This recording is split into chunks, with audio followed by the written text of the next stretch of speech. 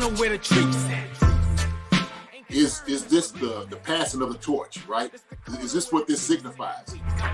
It comes down to that front office and what they feel is most important. The champ is here. We touched down from a higher plane. Why you landed here? We always look forward to that week because it was always intense.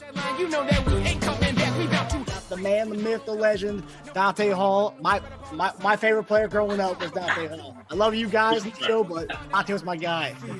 Get to dashing because you done on the warfare.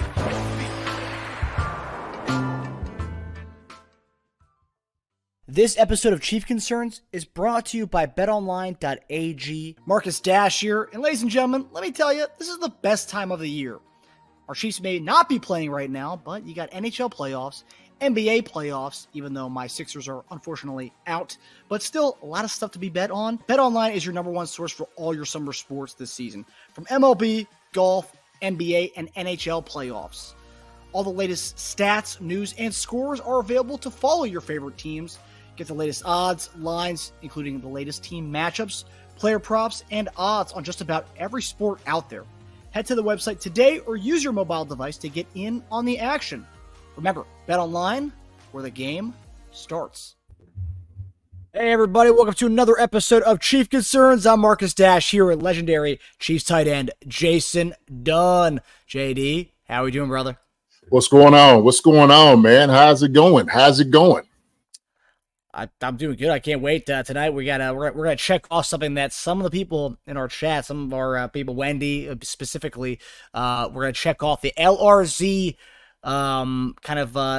talking about his potential effect and impact on the Chiefs as well as the NFL, and maybe we could be the trendsetters of bringing in rugby guys to be kickers and maybe receivers. But for now we're going to talk about special teams tonight mainly. But okay. Yeah, it's going to be a good episode tonight. Good, wonderful. I'm excited. See what we all had to talk about tonight, man. Let's say what's up to everybody here in the chat tonight. First off, hats off to my nephew, beautiful Chad Dunn. Word. I see you out there, Neff. Louis Cutbirth, Charles Driver, Wendy, you're gonna love this episode. I mean, this is you're gonna absolutely love this. Let me see. About time. Good to see you, about time. Maria, let me see. Donna. Let me see who else we got. Ambassador 724, Sleepy Face. Let me see who else we got. Ghost Hunter 1974. Good to see everybody. And it looks like it's Maria's birthday tonight, so happy birthday, Maria. Happy birthday. This is Maria's birthday. Happy birthday, Maria. And Lewis, he said he's got his shopping done for his barbecue that he's having on Monday for his birthday, so happy early birthday to you, Lewis. Happy early birthday to you as well, Lewis. Wow. Man, there's a lot of birthdays in June in my family alone. I think already, we're talking about the 5th, and I've 1, 2, 3. I think we've had 4 birthdays so far, just in the family alone. So, June babies. That's what it is. June babies. So. Yeah, it's gonna be good, man. It's a good time. June's a good time, man, for birthdays. You know what I mean? It's like it's you can do a lot of things outside. You can, different venues you can go to. You can in the park, a lake, a beach. Just wonderful weather. You can just have wonderful weather and celebrate a little bit early with some fireworks. Get some libations to sit it right there by the fire pit if you want to. I don't know how you're going to do it, but a barbecue sounds absolutely wonderful to me. So, got a question here from our guy About Time, Marcus out east.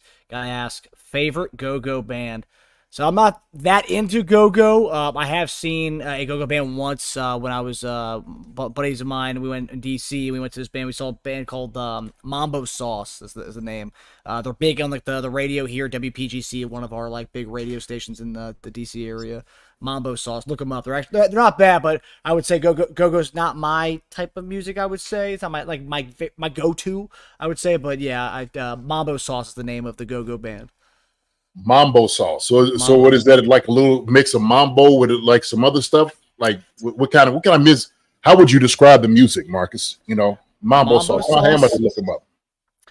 I mean, obviously the go-go kind of band is more of like a very drum heavy. So yeah, I actually have no idea why they're called that, but yeah, because a lot of the go-go bands, they kind of sound very similar to each other with the, because obviously it's pretty much all drums. But I would say Mambo Sauce, I don't think it has any Latin. There's no Latin riffs to it at all, I would say. Okay, all right.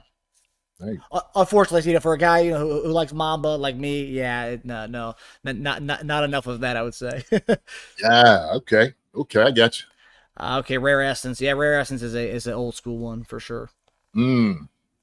Are you into the DC Go stuff, JD, or no? I have no idea what you're talking about. Interesting. Okay, no idea. So, I love music. I love bands. I love all genres, to be honest with you. If it's good music, I'm ready to listen to it. And I love exploring new things, new bands, new sounds. That I'm all for that. I'm all for that. There was a spot, man, right there in Kansas City, late at night, called a Foundation, where people would come in and kind of jam session, get up there, do a little thing every once in a while, and I would go. You give a donation, they give you a beer or something like that, and just it was always a great time. But it was like the jazz scene in Kansas City, kind of bluesy, all those different things, and the Foundation was a great place. But what is the go-go? What is that? I know go-go was originally in DC. Let me see what the exact origin is. The Go-Go's. You talking about the Go-Go's, the band? No, not the Go-Go's. It's a specific type of music. Okay. I'm looking at Wendy. Wendy's sitting there. I think Wendy said that. Yeah. We got the beat. We got yeah. I saw that. Yeah. I like the Go-Go's. The origin of Mambo comes from DC, or of go-go music comes from DC. It's a subgenre of funk. The music is known for its heavy bass and percussion, and use of multiple instruments, including drums, congos, tombolis, guitar, keyboards, and horns. The name go-go comes from the music's ability to keep people dancing, and the go-go beat is sometimes called the pocket. So that's go-go. Okay. The pocket. All right. I got you. John Clifford's joining us right now. Let me see who else we got. Lacey Snake is in here. Good to see you. We got a new follower, I think, in here who said they'd never been in here before. Ooh, Renee. So she's found in Los Angeles. Oh, LA. That's all. What's up, West Coastin? How's it going? LA. Good to see you. She's all over the place. All over the place, man. Hey, look, but this is what we're here for, right? We're here to engage, to connect, talk to all the people out here who are Chiefs fans, and hopefully become Chief Concerns fans, talking about these guys.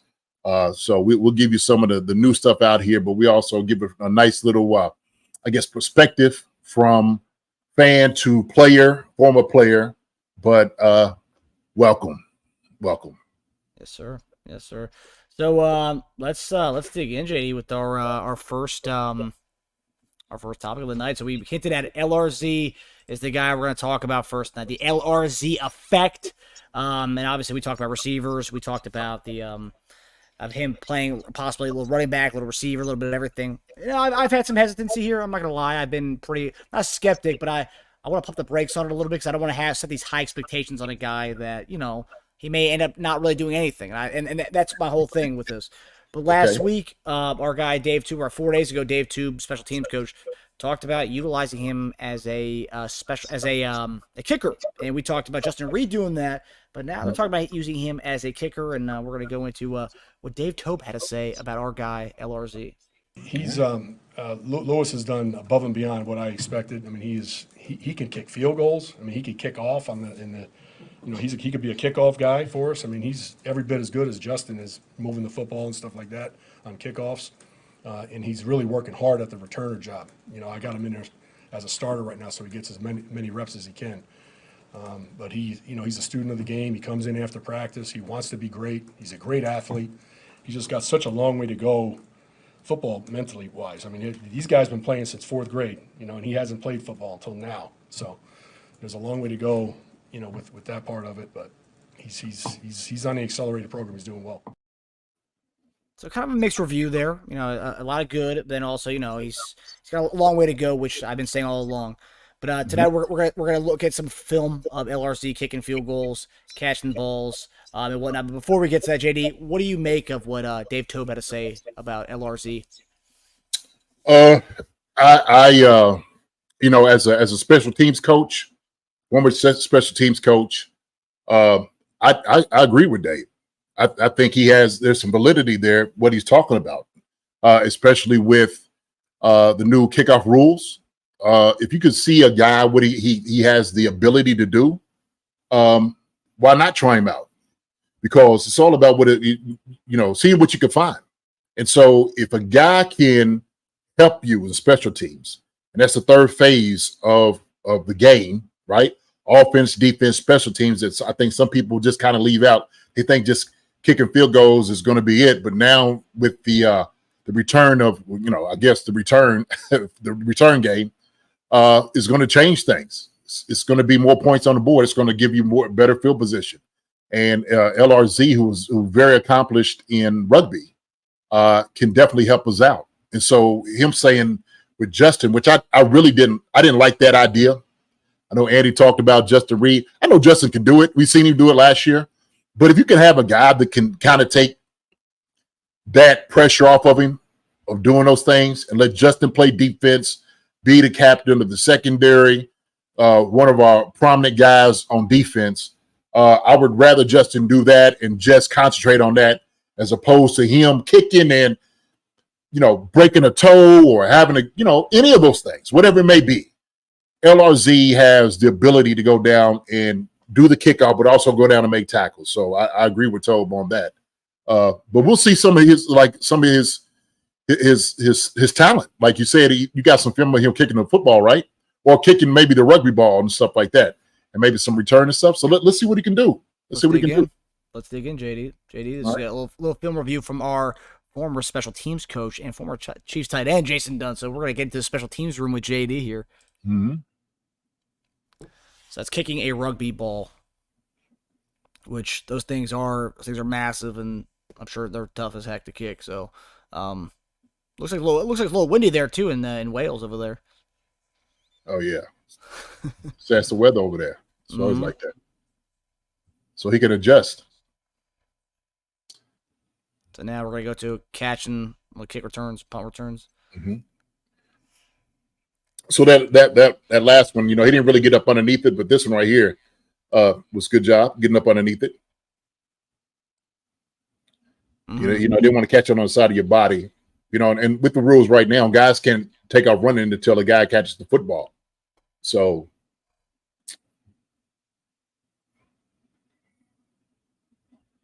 but to me, yeah, he's got an element, man.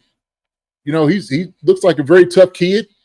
I watched him in some of the highlights, man, in rugby, and when they talk about, his accomplishments, what he was able to do, in that sport, I think it translates well over here, especially in the return game.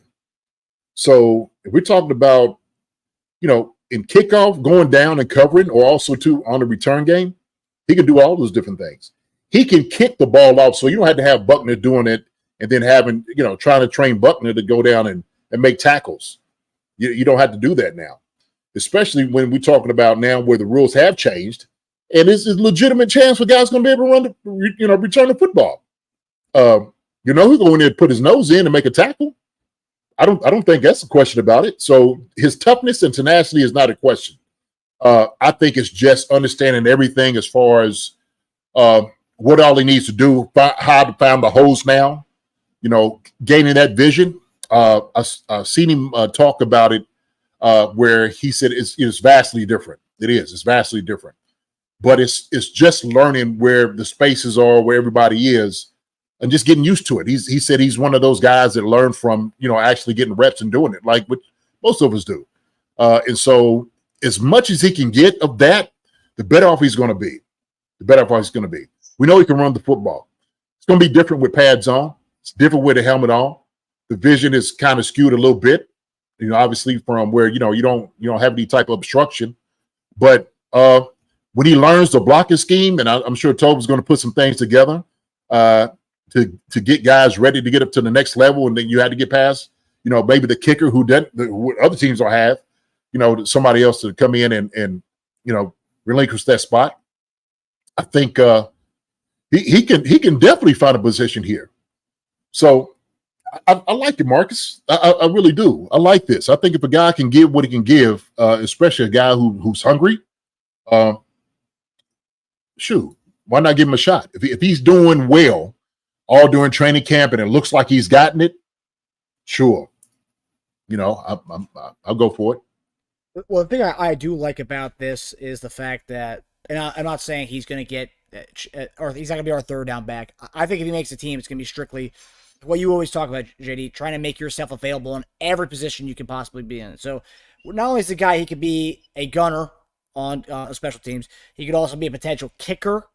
He could also be a return man. He's going to do a lot of different things that maybe not a lot of guys can do, right? Like if you are going to be the fourth running back or the third running back, usually the third running back's not kicking the ball. They're not making themselves available to be another kicker. So that just gives him another kind of weapon in his bag that he can kind of, provide to the team potentially for them to keep him around.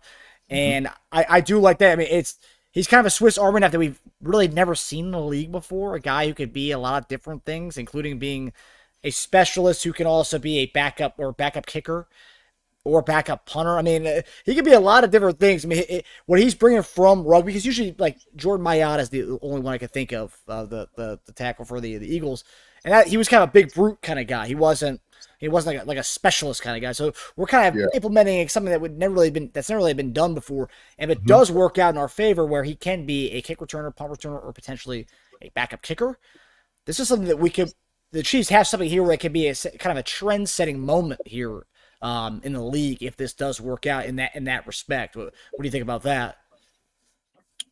I think it is. I think you have certain sports translate well into football, right? Certain skill sets. The things they do in rugby translate well into some of the special team wise what we do in football here. Okay, like you said, a kick in, returning, the tackling. One of the things they brought in for the Seattle Seahawks, they was talking about getting the rugby tackle because it was a little bit more kind of conducive to what we do, but it was more practical, plus it kept injuries off as well. And so they studied that. They got a rugby guy that was teaching them how to make tackles.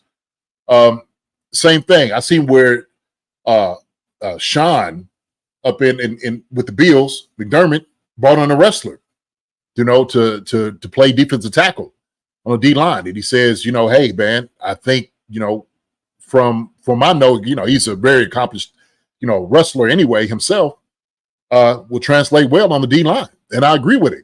Look, and all my guys that I coached in high school,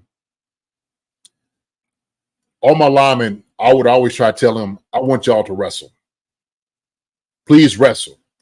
That way you understand angles, leverage, how to push on people. Like you'll get a feel, being a little bit more physical. My son, who was playing, when he started wrestling, became a whole different type of player, And you see those things. When I became a college coach, I would look to recruit guys that had a wrestling background because I knew that they had a little bit more physical part to it. Like you're in the ring by yourself and you just had this drive about you that some other people may not have. So different sports translate well. Okay. We understand that. That whole thing about a month ago that we're talking about Austin Rivers and, Pat McAfee talking about basketball translating into football. Well, yeah, you can be a receiver. You can catch the football. We're not going to go up and get a ball. Shoot, you maybe get rebounds in basketball. But the physical aspect is something that you miss out on, okay, which is a huge component in football. I think, man, Toub is on to something. I think they've really seen something here. I think this pathway to the NFL is a great program. I think it's a very great program. So I hope this does kind of take off, man, because I think it's something that's beneficial not only just for the NFL, but also for Europe and all those things, bringing it to those people to try to open the doors up a little bit more, right, into these things. So that's how I feel about it. So what do you think about the because Toub also in that presser kind of mentioned, having, Justin may not have to do that. Not Justin, Harrison wouldn't have to do, kickoffs if you have Reed doing it, if you have our guy LRC doing it. What do you think about the idea of, hey, like, let's take that burden off our kicker, the potential injuries of having to go down and make a tackle, and then you kind of you leave it up to where, hey, focus on PATs, you focus on field goals, forget about that, the tackling element of that. We got that taken care of. What do you think about that? For the kind of mental for a kicker, that's like, okay, you're taking one less thing off my plate. I can just focus in on knocking these things down. Yeah, that's it. I think, and not saying that he had so much on his plate. It's not a big deal. He's kicking out more than in other people because the Chiefs score a lot of points, right? Patching those guys getting into the end zone. So he has to do that. But I think for him, he's probably doing a sign of relief, like, okay, shoot, if you could take this off my plate from going down and making a tackle, fine, without a doubt, please do it. Because everybody keeps giving, Pat McAfee going down and making tackles and stuff. Kickers not necessarily known as big tacklers, right? They kind of, who was the one guy we seen it shoot last year. Joker blew his hamstring out, didn't he? He was chasing with the Bills, Buffalo Bills. It was in the playoffs, in the kicker, because they didn't know if the kicker was going to play or not. And, he came back kicking field goals, but I think he had pulled a hammy trying to tackle a guy. I'm trying to think what game it was. I think it was maybe maybe the game before us, I believe. But I remember that. I remember Sucker trying to make a tackle. I'm like, he is not ready for that. In the Steelers game, when they played the Steelers? Was the Steelers? I don't know what game it was. It was. I thought it was the playoff game. Yeah, because they played the Steelers right before they played us. Okay, well, yeah. Then so that's what it was. So yeah, he's trying to make a tackle and he pulls his hammy, and so that put him in jeopardy as far as kicking field goals, right? So it's like daggone. But because me and the barbershop, we actually talked about this, and so me and Shop argue about a lot of different things, right? I love it. And I was saying, Shop, I'm telling you, tackling is part of what a kicker has to do. He knows this on his resume because he's the last line of defense. If something it pops off, he's got to make the tackle. So either it's punt return or kickoff return. The kicker's got to learn how to make a tackle. He's got to learn how to learn leverage, use the sideline and the boundary, to get help from the other guys. He's got to know all those different things. I'm not getting a kicker who doesn't know how to tackle. Like you still got to learn some bit of that. Because things can break, man. I'm telling you, the dam can break, right? What are you going to do? Are you going to be the guy that's going to put the finger in the hole, right? In the dam, stop the water from going? Hopefully that's who you are. So this could be the beginning of a kind of a new kind of breed of kicker where, like, for the last few years, especially, and Dave Toub in that same press conference talked about the amount of touchbacks there have been in the NFL over the last few years because of the new rules and stuff, and this is going to allow for like the special teams that kickoff return to actually matter again, where it hasn't really mattered. And like it's the evolution of every position. Every position changes over time. And I think back in the day you had more statue pocket quarterbacks, whereas now we've started to see mobility has become a big thing with having quarterbacks. You're starting to see guys who aren't just pocket quarterbacks anymore. We're starting to see mobility a little bit more in all types of quarterbacks. And I think maybe the evolution of the kicker is more athletic type of guys, like the Justin Reeds of the world, who aren't safeties, but guys who are like athletic beasts like that, who are kickers, or the LRZ type of guys who the guy can field the kickoff and he can kick off the ball. And maybe that is kind of the evolution. If this kickoff rule does become a thing where it's like, oh man, it actually works, and like you have 11 guys down there going to make tackles, not a guy who just a soccer player is playing football now. Which is kind of what's become, right? Yeah. And that evolution is something that we know happens in the NFL. There's more value now in a quarterback can do both. And so I think they're starting to see it, and they know how dangerous that's been. But as far as kickers, now look, there's a couple things that may have to happen. You start hiring guys to do the kickoff and all this, you have to take some of that pay from some of these kickers now. Okay? It might touch some of their pockets. I don't know if they're gonna be okay with that, right? So they might be in up in arms on those things. You have the kickers striking the NFL. It might be some bad business, but we could get some guys to replace that. right? Like you said, we get some guys who are doing those things on there, but we understand that they're a weapon as well. But yeah, man, I think with LRZ could definitely start a trend. It could. We don't know how far this is going to go. The Chiefs, being the ones that are setting this trend, are going to set this thing. I hope everything works out. So, look, guy hadn't made the roster. We don't know if he's going to be the return man. He might start dropping everything. We don't know. Shoot. But the thing is, I think we give him a chance and give him an opportunity. Let me see. See, Chad says special teams is one of the most valuable parts of the game. No question about it. It can switch the ends of the field, and you even have the option of scoring. Definitely. And so that's why it's so vital that you have somebody out there that can be able to stop somebody, maybe on the return game to make the tackle. Because 22%, Marcus, that's what the return has been. With the old rules, 22%. That's insane, okay? That's 2 out of 10 that we were seeing. People hated just seeing the kickoff because there was nothing excited about that anymore. And so now it brings the excitement back in the game. Now it's going to look totally different than what it was before, right? You got one team on the 30 and the 35, and then you got to get the zone that you got to be able to get the football, okay? The return zone. So that's going to be it's going to be interesting, man, to watch this. It's totally different. It'll be very interesting.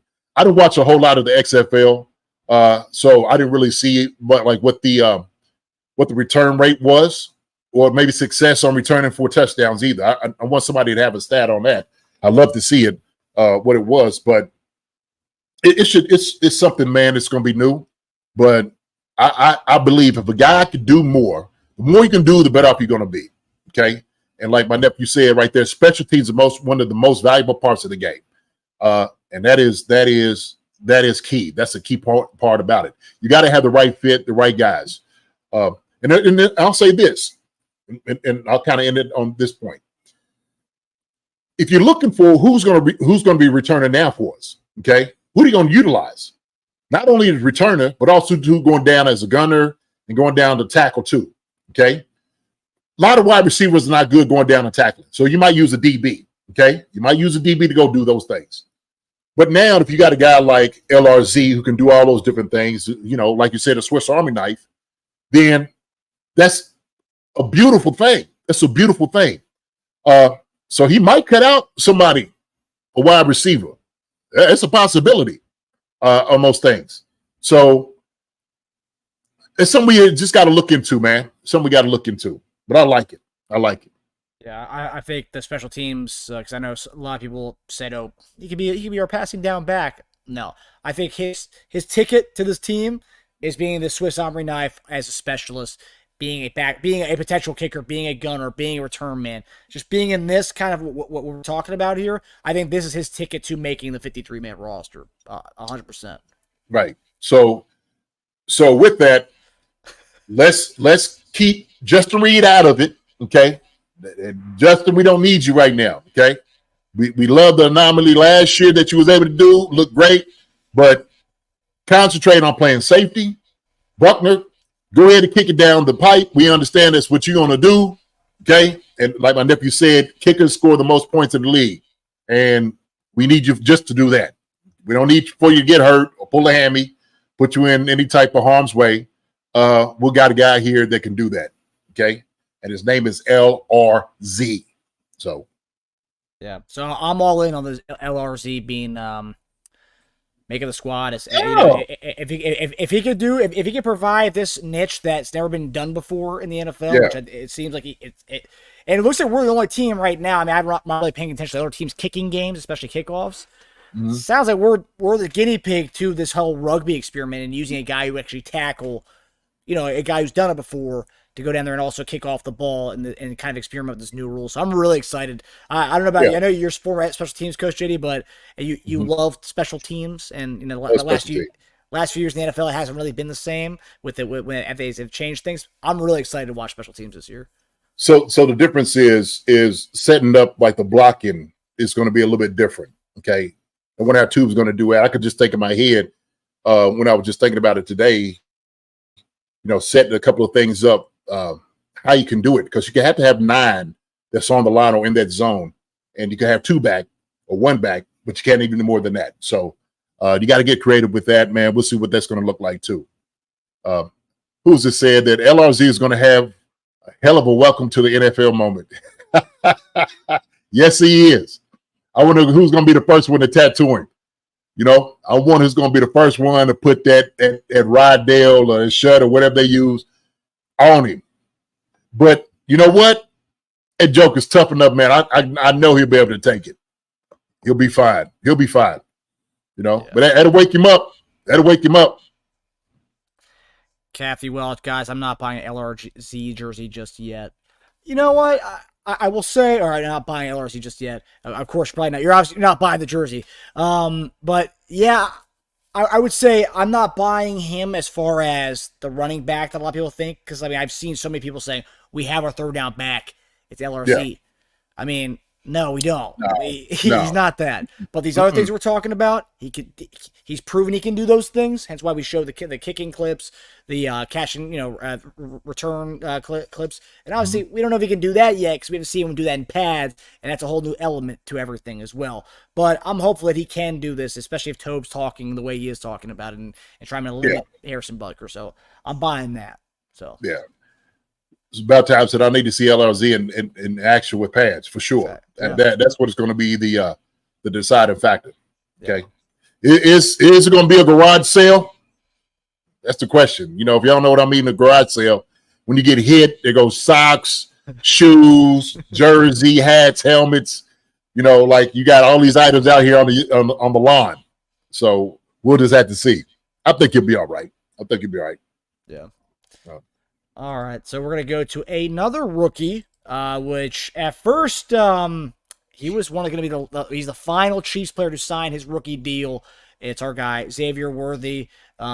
Got the photo there of him counting his money with that video that went viral last week. But he's signed. He's finally all Chiefs rookies have been signed. He signed a 4-year deal worth up to $13.8 million, which is very similar to what Jordan Addison got last year, another first-round receiver.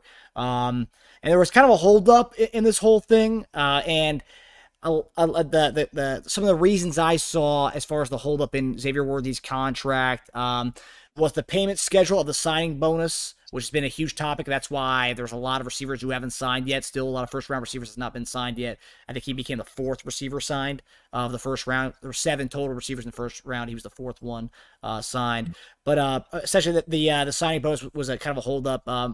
This is more extreme because the signing bonus is a huge tool for teams to spread the cap hit through the 4 years of the deal. So a large portion of the contract is a signing bonus. Therefore, cash flow is extremely relevant for players. And the other one was avoiding salary guarantees. Teams want to include offsets and voids if a player gets suspended for a certain amount of games or does something detrimental to the franchise. So those are the few things that apparently were the holdups in the whole deal. But JD, you obviously the way the cap structure now for rookies is a lot different than when you got drafted. Obviously, we've experienced it as fans. Dwayne Bowe, I mean, his first year, like I think he held out to like the first week of training camp. So we've experienced that with a lot of first round picks over the years, and obviously it's a little different. And a lot of people said that his whole hamstring injury was partially he wasn't signed yet, did not want to get injured. That was all speculation. I don't know, but that's a lot of people said. And it would make sense. Getting injured before signing your contract, you wouldn't want that. No. But can you talk about the, I guess, from a player's point of view, finally getting that deal done, how that kind of like has taken, that's literally the last like kind of thing, barrier before being able to put on pads and actually doing his thing. And now you can actually focus on the game itself, although it's a little different from back the rookie structure was a little different when you were getting drafted, so it was a little different altogether. Man, I tell you what, it's just to sign a deal for this amount of money. I mean, it's life-changing. It's absolute life-changing. So you are hitting the lottery. Let me put it this way. You are hitting the lottery with this. And so he's giddy and excited. I mean, you can't contain your joy and happiness with something like this, right? Because you realize now what you have been able to do. Now you have been propelled to the ability to basically take care of yourself and your family for a long time. Okay. If you're doing it right. And this right here, seeing this type of money, I can't, it's so exhilarating. Let me put it that way. It's exhilarating. I'm just using the words because I remember when I first got my first check, signing bonus, and I'm sitting there thinking, like, what the heck is this? I've never seen this amount of money, right? I see you got Xavier up here with the dollars, showing the dollars, up here and whatnot. I mean, he needs to put that down. I know guys like to use, prop up everything up, man, and showcase what they got, man. But somebody needs to tell, hey, man, fold that money up, put it away. That's what you need to do. Hang on to it. So you don't have to show what you got. But he's, this is a young man with the new bag. He got a new bag, Marcus. Daggone. This sucker looking at he like I go get this. I could get that. I could get this. I could get this for my parents. I get this for whoever else, friends, family members. He's changed his entire life with this signing. But more importantly, he's able to go play ball now. Okay. He's able to go play ball without thinking, if I get hurt or I go out here, twist an ankle, something like that. I don't want to do that.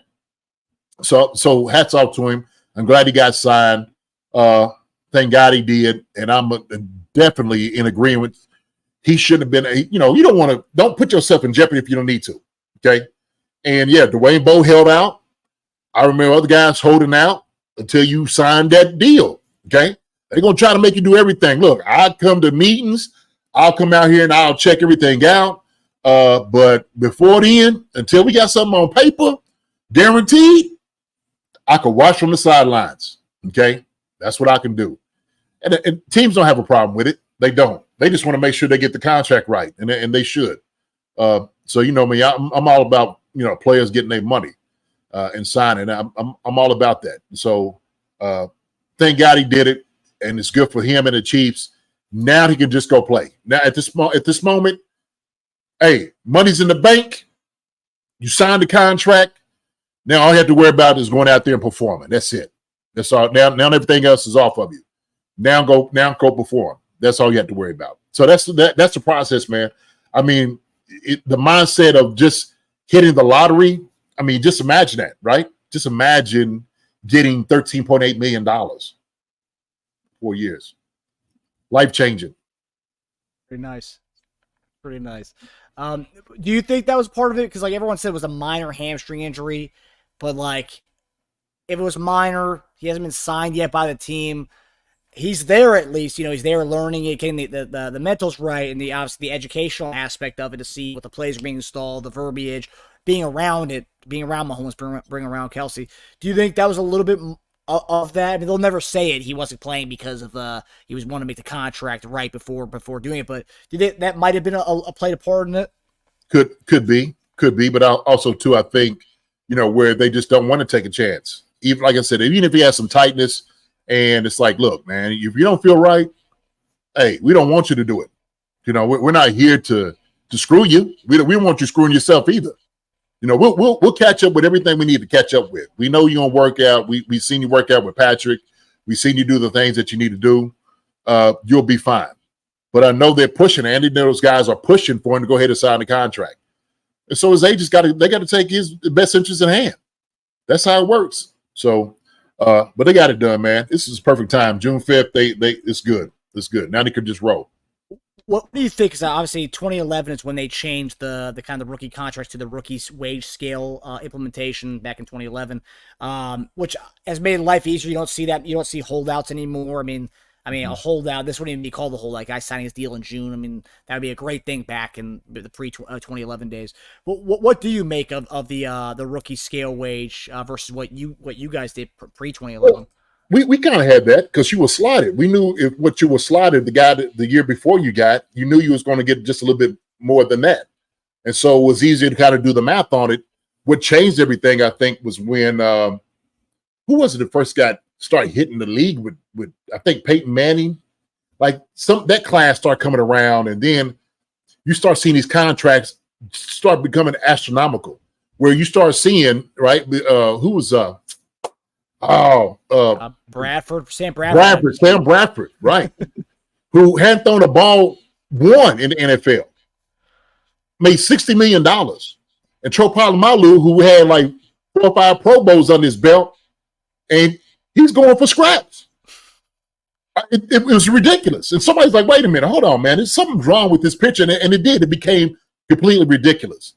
Just for the simple fact that you wasn't valuing the vets and what they were doing on the field, but a guy who was coming from college who hadn't done anything, hadn't stepped on the field yet. Now, 1 touchdown, hadn't caught 1 ball, 1 route, made 1 tackle, and these jokers are holding out because they're trying to get their money. So I'm glad it came back to it because you kind of righted the ship a little bit. So, that was that one Detroit quarterback. Joey Harrington. Joey Harrington. Yeah, he was another one. He was another guy. And you see where this guy's at. Both of them jokers, got money. So I'm comparing the rookie contracts between the two. Oh yeah, I mean Joey Harrington got paid the peanuts compared to what Bradford got. So Joey Harrington was 6 years, $36 million. Bradford was 6 years, $78 million. God, dog. 6 years, $78 million. 50 guaranteed. That joker came in with his mask already in the NFL, stealing. Stick him up. Come on, stick him up. He got him. No, Bradford, he did. He did. But that's where everything was, though, right? And so and agents would just take advantage of it. They was like, hey, man, this guy got this last year. How are we not negotiating what he can get, right? The money's going up. We know the money's going up. We know you'll have the money. So why aren't we doing these deals? And so agents just took advantage of it. But now where it's like, guys are kind of slotted. You know where guys should be. You know where should be signing with. You just want to make sure you cross all the T's, dot all the I's, and make you get everything that you're asking for. Okay? And don't put nothing in small writing. You don't want to see that. You want to use a little, magnifier to say, uh-oh. You don't want to do that. Okay? And I think they got this thing right, man. So I'm glad Xavier Worthy is here. He is ready. He is a Chief. He signed.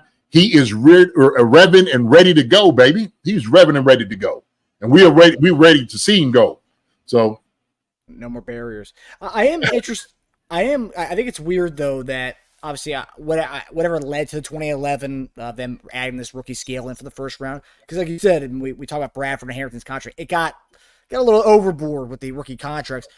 How do the agents and the NFLPA, how did they let that stop? I was surprised there was any agreement to that in 2011 to have a rookie scale, because you would think the incoming guys would want more and more and more, and then like all of a sudden they're putting a halt to it. I'm surprised that this ever got passed, because you're seeing it now in a different way, whereas the rookie or the NFL quarterbacks, that market's just going, and it's going to continue to go until I don't know at what point they're going to stop it, but I feel like there has to be some kind of rookie scale thing in there for quarterbacks going forward, because it's not sustainable.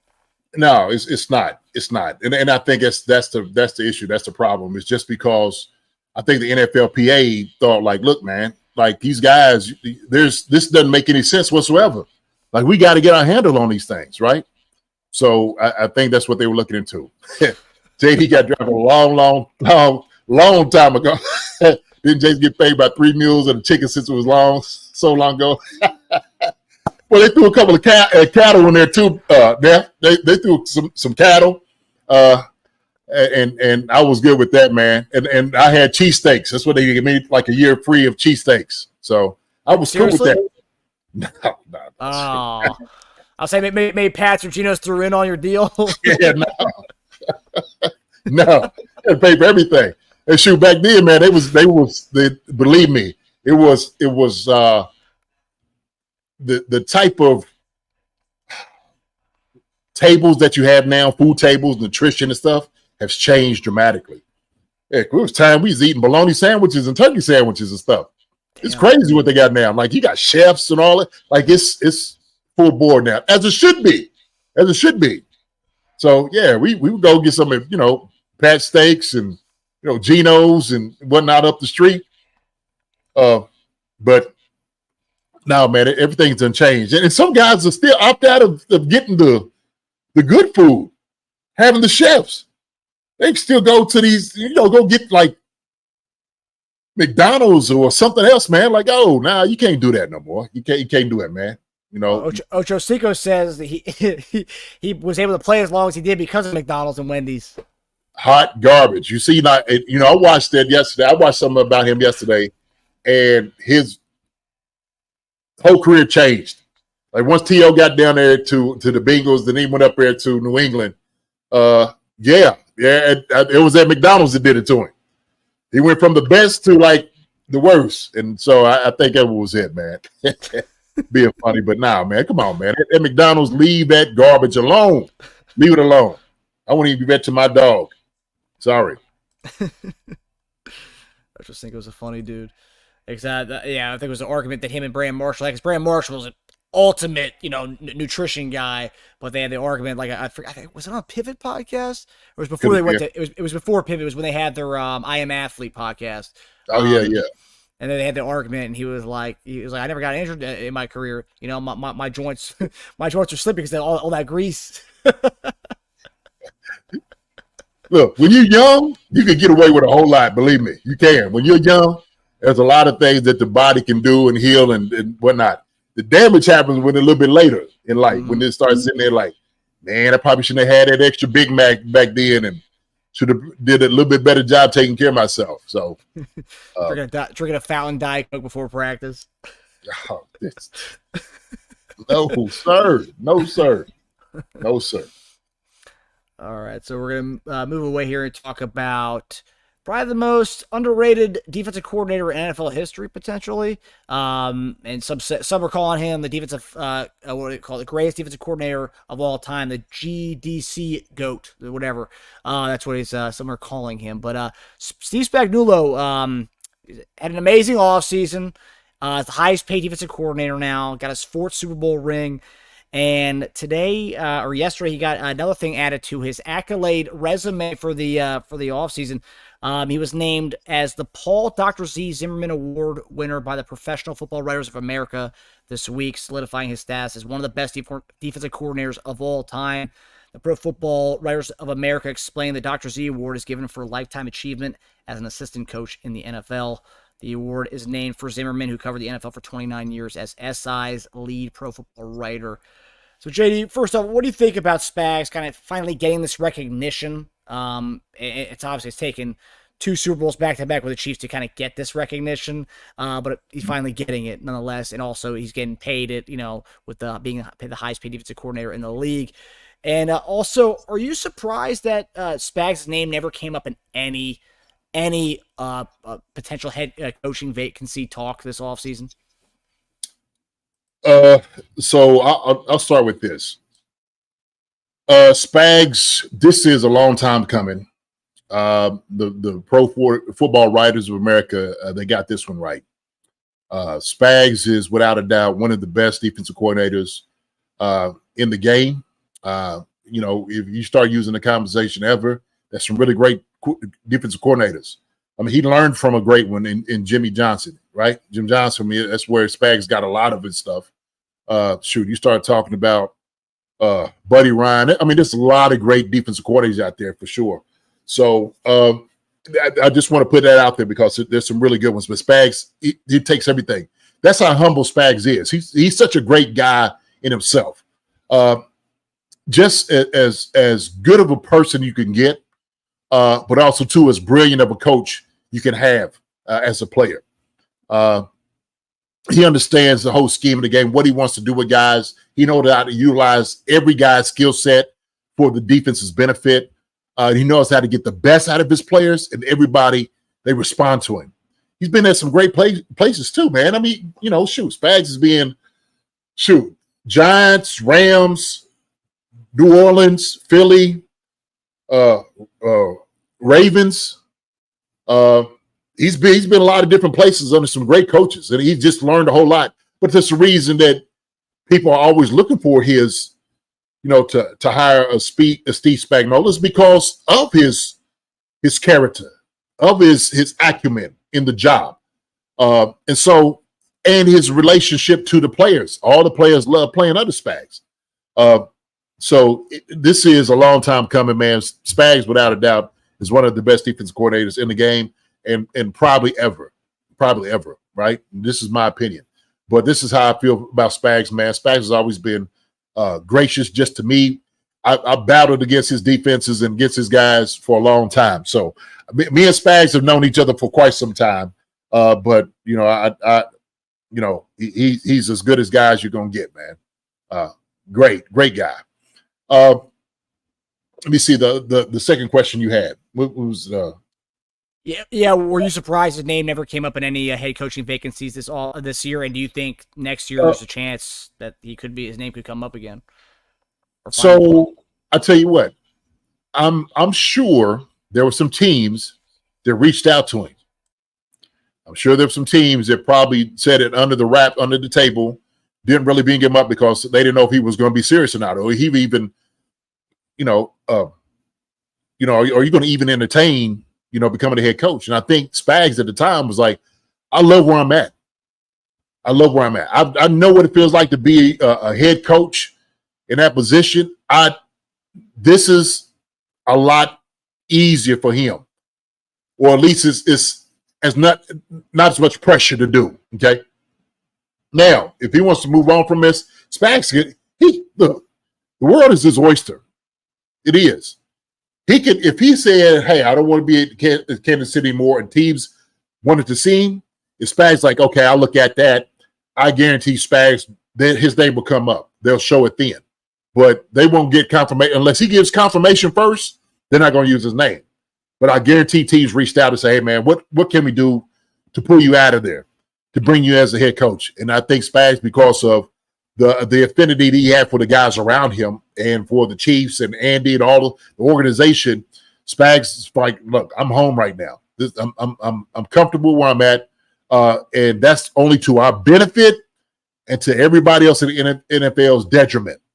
Okay, because he's got our defense humming exactly the way it should be. And he's put this thing together. He's put his things together. When I'm talking about, he's got his stamp on this with everything that he does, bringing in the right people around him as far as coaches to bring his scheme out and bringing the right guys to do it. He's done a masterful job, So yeah, hats off to Spags for this one, man, because he deserves it for sure. It was a good accolade for him, and it's a recognition overall that he's getting this year. I mean, it was due. The 2 rings he got in New York with that defense that he had over there, and then obviously the 2 rings he's had here. And the thing I love about this is his handiwork. I mean, that defense is all young guys. See, they kind of rebuilt what Bob Sutton had, and it's night and day, this defense, to what we had with Bob Sutton. Bob Sutton, we hoped it was pretty much you get defenses all the way across the red zone and hope they don't score a touchdown, bend but don't break, they kick a field goal. And that was pretty much the key to that defense. And that was pretty much it. Spags has turned this young crop of guys, and they know the Spags system. And that's probably, I don't know if he wanted that, but he got young dudes, and these guys, all they know is his system, and that's what they know, and he's been dominating with it. And with someone said that San Francisco was interested in him. They were interested in him as a DC right when the Super Bowl was over. They wanted to bring him over, and then we re-signed him and gave him all that money. But as an NFL coach, and the one thing I think, if we have another successful year, the defense looks like it did this year, I think his name will definitely come up as far as head coaching conversations next year. Sure. I was looking at the list. So there were 7 new hires this year, and you would think in this new day and age it's going to be all offensive guys. 4 of the 7 guys who got hired were defensive guys. Dan Quinn, Antonio Pierce, Raheem Morris, and Gerard Mayo, and Mike McDonald. So, yeah. Mm-hmm. Yeah, so you have 1, 2, 3, 4. So 5 of the 7 were defensive guys. I mean, so it tells you, even when we are becoming this offensive league, teams still are prioritizing defensive types of head coaches. And that tells you Spags' market, if he rolls out another year of his defense looking amazing, he's going to have a market next year. I mean, regardless of what people want to say going to an offensive direction, teams still value defensive guys as being the head honcho. Yeah, but I think right there, when we look at the guys that got hired, look, defense wins championships, okay? You got to stop these high-powered offenses. And so you got to have a great mind over there. How you going to defend somebody like a Tyreek Hill or Jamar Chase, right, or Patrick Mahomes, or Josh Allen, and Lamar Jackson. What are you going to do with those guys? And so, Spags knows what to do. I think really, Spag revolutionized the game to a certain degree, but Belichick is a hair better. Belichick's a bad boy. We know that. Not leaving him out of the conversation at all. And I think Spags did a good job of just kind of taking his defense and putting his twist on, like you said, putting his thumb on everything, get these young guys and get them operating the way they wanted to operate. But Andre Brown said, why have head coach headaches when I could get head coach pay with defensive coordinator headaches? I agree with that. I think that I agree with that 100%. So take all of the pressure off of you. Okay. You got the one part of the field. You got the defense. You got your guys. You can control that aspect of the game the best way you know how. Okay. There's a lot of different things. Being a head coach, you got to answer. You got to get up there every single day and talk. You're the guy that's making all the decisions. And so that's what it boils down to, becoming a head coach. There's a lot of pressure right there, man. There's a lot of stress, anxiety that the guys go through. And some guys handle it better than others, and just managing. And that's why Andy does a great job managing that. Some head coaches get great guys around him. I think it's what part of being a leader, becoming a head coach, is hiring some of the greatest people around you that can do the job, so you don't have all the things on your shoulders, right? So you don't have to micromanage everybody. I think no doubt about it, man. Spags was happy here. And I think money's not everything. It's not. He's got Super Bowl rings. And some like, hey man, I'm fine in the lane that I'm in. I'm in my lane. Right? So if I could go down in history as one of the best defensive coordinators of all time, he's fine with that. Why not? So he's in that conversation, Marcus. So he's already in that conversation, right? And maybe some guys are not comfortable with that or satisfied. I think Spags is. I think because of the type of man he is, I think he's okay with that. Right? I don't think you had to go and conquer the Himalayas, to be that guy, right? You always had to be the man. He's the man as the DC, right? So I'll say that. I will say, I mean, obviously you know better than I do, but NFL, you have players and you have coaches, all probably of the most competitive guys in the world. I mean, that's what it is. All professional leagues, NBA, NFL. I mean, I hope so at least, because guys are getting paid the big bucks to be professionals and compete for championships. Sure. So all competitive guys. Spags, yes, he's kind of reinvented himself coming to Kansas City and winning 2 more rings. Doing what he did in New York, but in Kansas City. Now he's got 4 rings and best defense coordinator and arguably amongst them all time, which is amazing. But this is a guy who, as a coach, and you can go 2 ways with this. He saw the other side being a head coach, the headaches behind that, and it was miserable. He doesn't ever want to do it again. But also the other side of that, being a competitive guy, which I'm assuming he is. Your record as a head coach in with the Rams was 10-38. That's something like, I want to try it again with more years under my belt. I want to try it again and actually do better this time and have a winning season. Because I think his best season was 7-9. So I mean, there could be elements of that, right? I mean, sure. I don't know. No, look, I don't disagree with that at all. I just think his disposition of where he's at right now, and he's fine where he is. Oh yeah. And so, look, sometimes guys may realize, like, look, maybe I wasn't the best head coach. Maybe I went in the right situation. If the right situation comes up, who's to say? He might be like, yo, you know what? Maybe I will. But I'm sure it has to be the right situation to entice him to go that route. I just, at this moment, he's good where he is. And he's got time. He's got time. This man can change his mind anytime he wants to. And he is competitive, no doubt about it. I think, when you're a coordinator, you can control that aspect of the game. Me being a coordinator, I understand I could control that aspect of the game. Being an offensive coordinator, I understand I could control that aspect of the game. It's my offense or it's my special teams. And, if you're a D coordinator, it's my defense. And so a head coach is like, it's my team. But I got three aspects that I got guys controlling that, right? But everybody falls under my umbrella. So he can regulate those things to the right people. So it could come later. I don't disagree with that whatsoever, but I'm sure it has to be the right fit. Spags ain't gonna go somewhere where, you got to rebuild. Shoot, who wants to do that? I think on me, a young guy might come in like, hey, I can get it done. And shoot, some guys can do that. Some guys have that confidence and they go, that go-getter mentality to say, I'm the guy to get chase everything around. So I'm like, hey, man, I haven't been there before. I didn't see what it's like.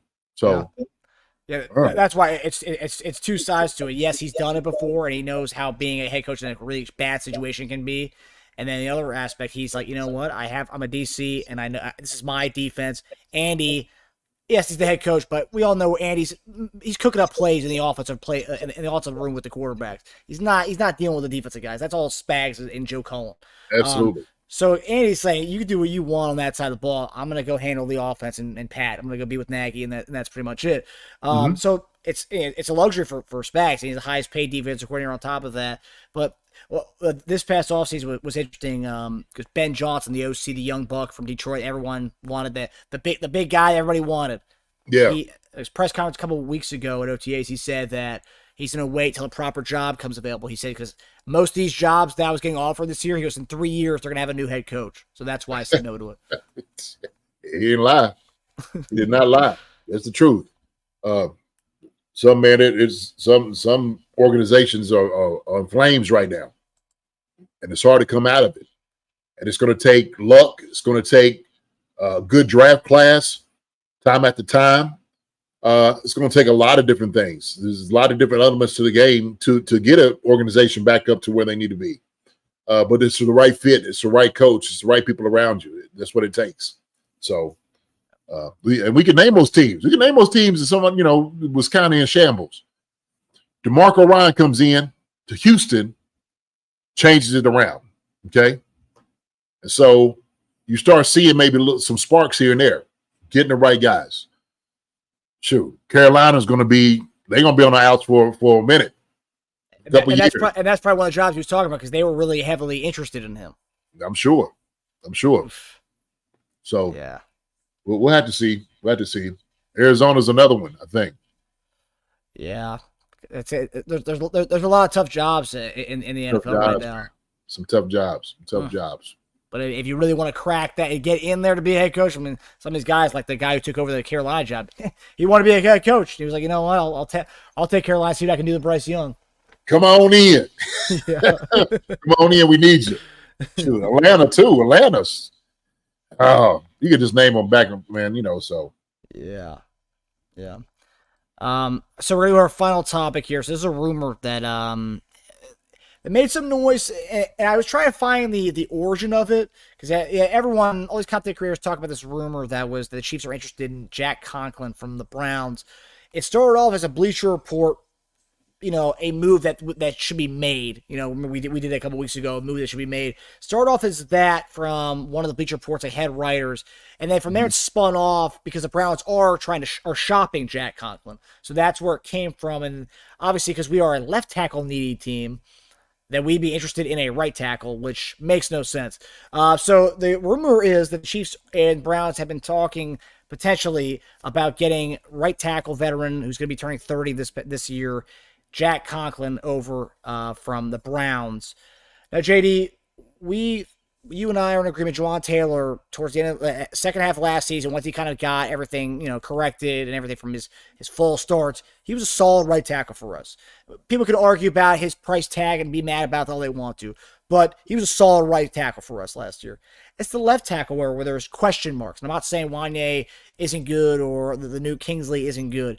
There's just question marks there. These are two really raw guys. One who's a right tackle who became a left tackle last year, started a few games for us, and this other guy's a rookie. We don't know what's going to happen with those two. But this, to me, this rumor stinks for multiple reasons. One, I don't know how legit it is. Two, we're bringing in a right tackle to play left tackle for us. I just don't. I mean, adding another right tackle to the mix doesn't really sit right with me, and I don't think it really accomplishes much. What do you think about this rumor? I don't know. It's the first time I've heard about this. Uh, this is almost like we were having a conversation about Juwan Taylor coming in as a right, going to go play left.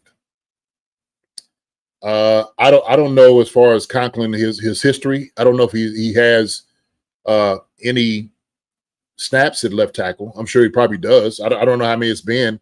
I have no idea. But my guy is up there with the left tackle with the Browns, Jedrick. But I don't know. Shoot, like you said, is this? So Juwan Taylor did a good job for us last year. Like you said, he was solid.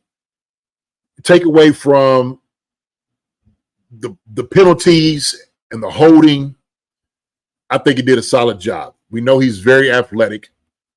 Still needs to learn how to get his head inside the frame. But he's a solid guy.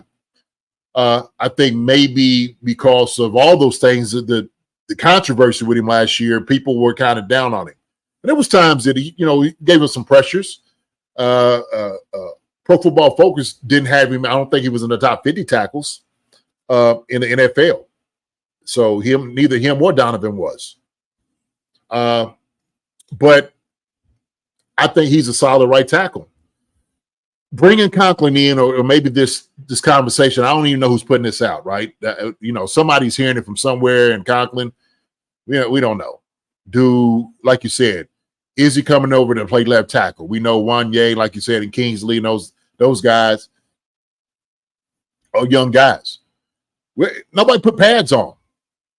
Conklin can do. If he's healthy, shoot, they could be looking at the right price because it's all about keeping Patrick Mahomes. So there's a lot of ways you can look at this. There's a lot of ways. Somebody can say, well, look, let's bring Conklin in. And I guess he's getting, I think, somewhere around, what is it, $15 million a year is where his money is. If somebody's saying, well, now we bring Conklin in, let him come and be left tackle.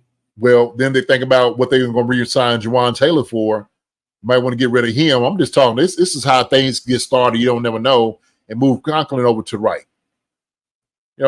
Conklin's he's 30 years old. They said. You say he's 30.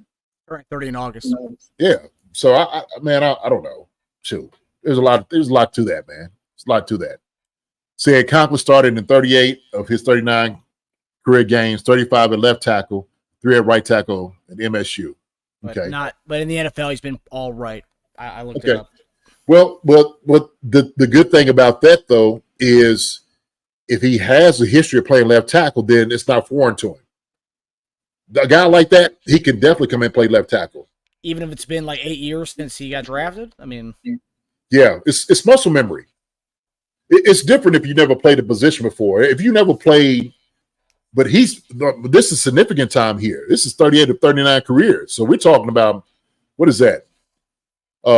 2 years, 3 years, possibly, of him playing left tackle. That's significant.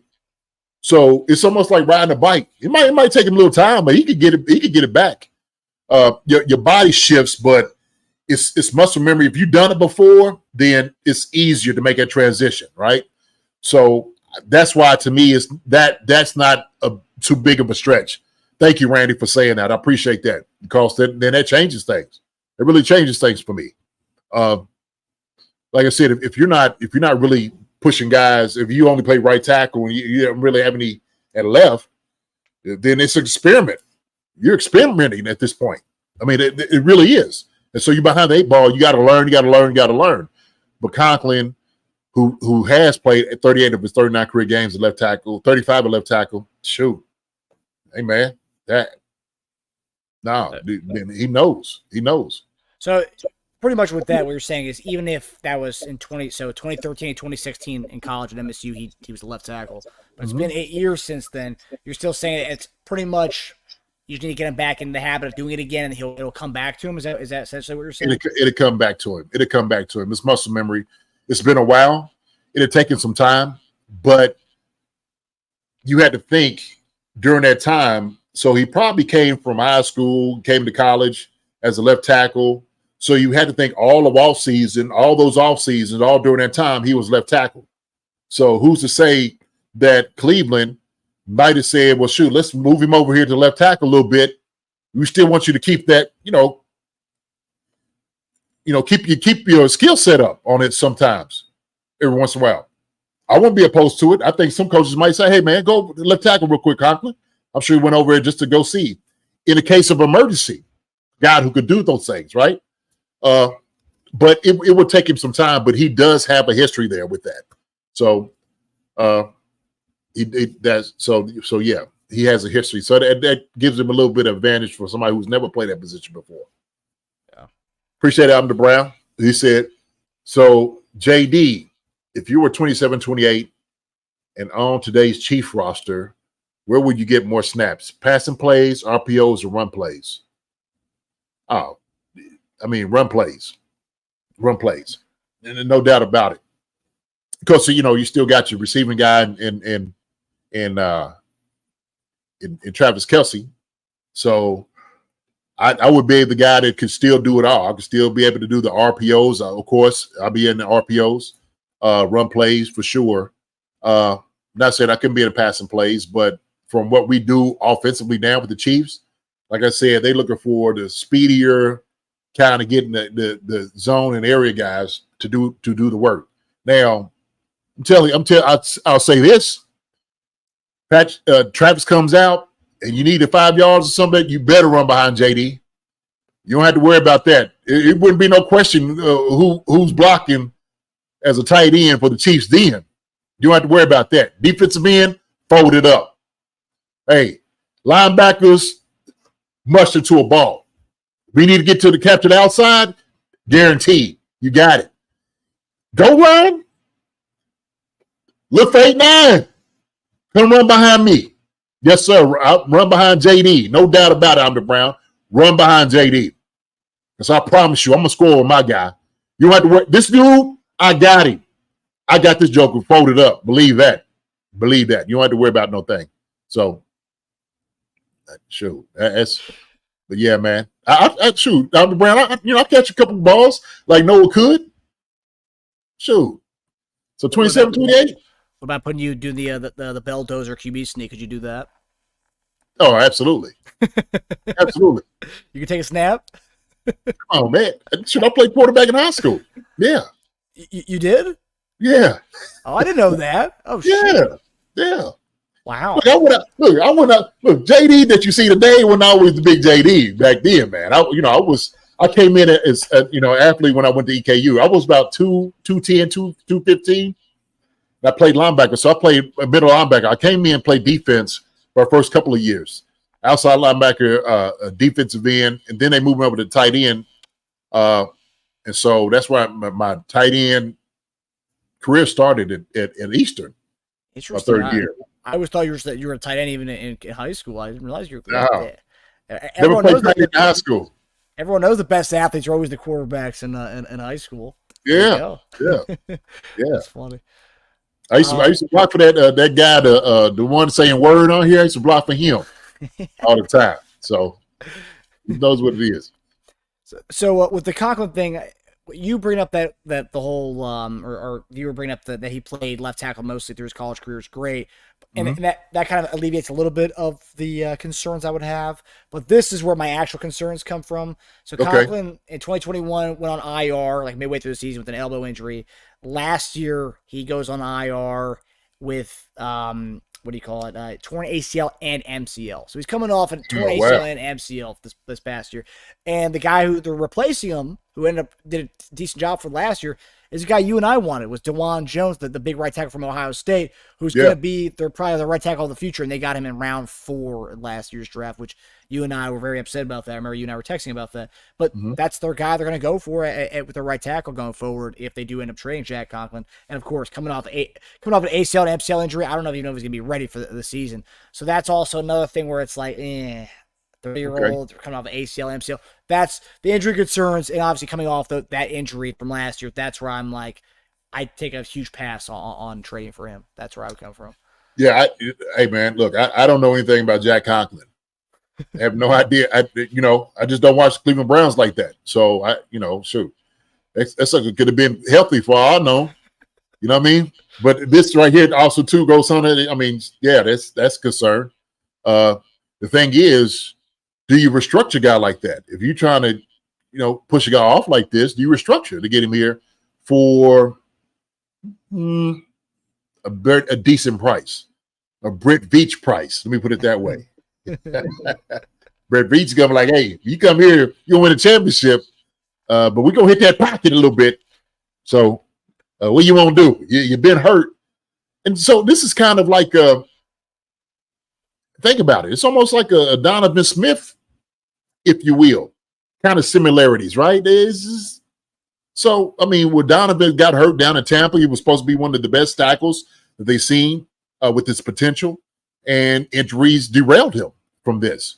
Conklin, we know, has been a very capable tackle in the past. I know he was one of the best in the past. I do know that, but these past 3 seasons, I hadn't really been checking him out. I've been watching my guy, So if the price is right, I don't know, man. It's still rumors. So I hate dealing with rumors because it's rumors, right? Rumor, yeah. And we don't really know where the origin of the rumor comes from, so that's also an added element to it. Look at all these rumors surrounding me every day. But you don't know that song right there. Somebody knows that. Some time to get away, from all these rumors. Take it no more. What song is that? Best friend got rumors. Rumors. The girl is next door. Yeah, it was a rap song. Yeah, somebody got it. So I know somebody can feel me. Rumors. You got to look that up. It's a good song. I'll look it up. So a $6 Million Man episode, or was it $6 million or was it $8 million man? $6 million man. $6 million man. I gotta do that. $8 million man's $1 billion today. Yeah. But all right, well, that does it for us, everybody. We hope you guys enjoyed our episode. JD, I love you, brother, and we love everybody on the chat as well. Hold on. Let me give you a little bit of this. I think I got some. I can. It's Time X Social Club. Ah, okay.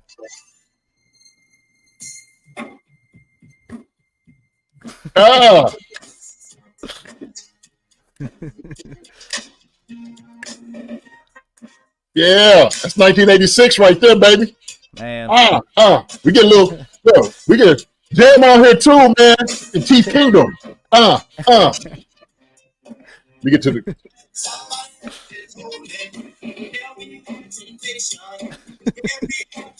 Yeah. It's a great song right there, baby. You're bringing a lot of people back, JD. Oh yeah. Yeah, that's good right there. It's good. Club Nouveau. Yes, sir. I remember him too. Well, listen, look, hey man, appreciate everybody. I love the conversation today with some really good topics, Marcus, to talk about that. LRZ, Xavier Worthy, Spags, our guy for sure. And then, we talking about the rumors, right? Rumors. So that's good. But hey, look, everybody, love you all. Glad y'all came in. Lacey Snake, Donna Cochran, Charles Driver, Wendy, Randy Watson. Randy Watson. I know that. Yeah. About time. Lakeland Chat. Let me see. I'm the Brown. Appreciate it, my brother, for all of that you do. Wiz LB, Lego My Ego. Who else we missing? Who else we missing, man? It's pretty much everybody else. I see Randy, Jeffrey Finking, Randy Conley, Ghost Hunter 1974. It's always good to see you, my man. Kathy. Who else? Neff, love you. All right. Good seeing you and talking to you. John Clifford, my brother, good seeing you as well. Always coming in. I'm trying to think who else did we miss. Lacey Snake, I think we said it. Jubel Ray. I don't know. If we missed your name, hey, we love you guys. Keep doing like dancing at the end, man. Keep dancing. Keep cutting the rug. Okay, having a good time, man. But Chiefs Kingdom, Chiefs Concerns family, we love you. Thank you very much. Look, y'all have a wonderful night. Teron Young, you too, my brother. Marks, my man, love you. We'll get to see y'all soon. Unless something comes up, we hear something, then y'all see us again. If not, man, y'all be safe. Have a great weekend. Enjoy life. Enjoy each other. Love you guys. Okay? And we'll see y'all soon. Love everybody. We'll see you guys Monday. Have a good weekend, everyone. Take it easy, everybody. Hi, everybody. Thanks for watching. Subscribe here to get the latest from the show. Also, be sure to check out the best clips from Chief Concerns. And if you prefer to listen to the show, subscribe and follow us on Apple Podcasts, Spotify, and anywhere else you get your podcasts.